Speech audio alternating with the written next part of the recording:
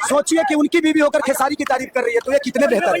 उसी अच्छा तो अच्छे बताइए, मैं लड़कियों का जीवन बर्बाद कर दिया और ये लड़कियों को चांद पे पहुंचा दिया है। अब सोचिए कि उनकी बीवी होकर खेसारी की तारीफ कर रही है, तो ये कितने बेहतर है। उसी से समझ।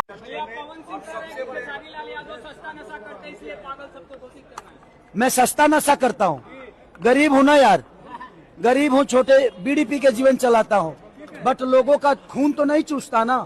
और पवन भैया क्या कह रहे हैं, वो तो बहन और बीवी पे चले गए हैं।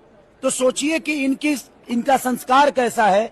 ये छोटा भाई इनसे थोड़ा सा दूर क्या हुआ, दूसरे पार्टी में क्या गया। मैं पहले इनके लिए तो लक्ष्मण था। इनके चुनाव में आप देखिए, नीचे करिए, इनके चुनाव में देखे थे आप कि सारा बिक गया, मेरा राजा भाई इस दिल में टिक गया।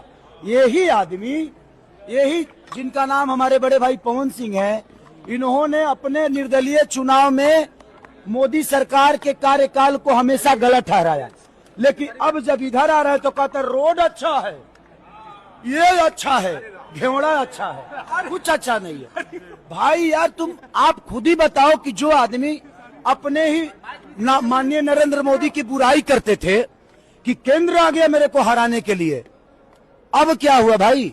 तो बदलाव तो आप लोग हो जो तुरंत बदलते हो। मैं आज 15 साल से, ये बताइए कि खेसारी लाल यादव कभी आरजेडी छोड़ के कहीं गया?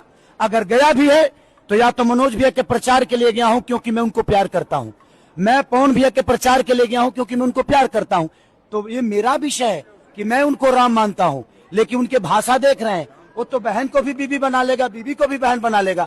मेरी बातों को समझने की क्षमता उनके अंदर नहीं है, क्योंकि मैंने ये बात कही थी कि जब मैं अपने बीबी के साथ मार्केट में जाता हूं तो एक बहन की तरह भाई बन के उसका रक्षा करता हूं, लेकिन वही बीबी जब मेरे घर में आती है तो वो मेरी बीबी होती है, क्योंकि मार्केट में उसके साथ में चुम्मा चाटी नहीं कर सकता, क्योंकि वो मार्केट है, उसका रक्षा करता हूं मैं। लेकिन इनके भाषा में देखिए, कोई नचनिया बोल रहा है, तो कोई अधर्मी बोल रहा है, तो कोई सनातन विरोधी बोल रहा है। मैंने बोला क्या था?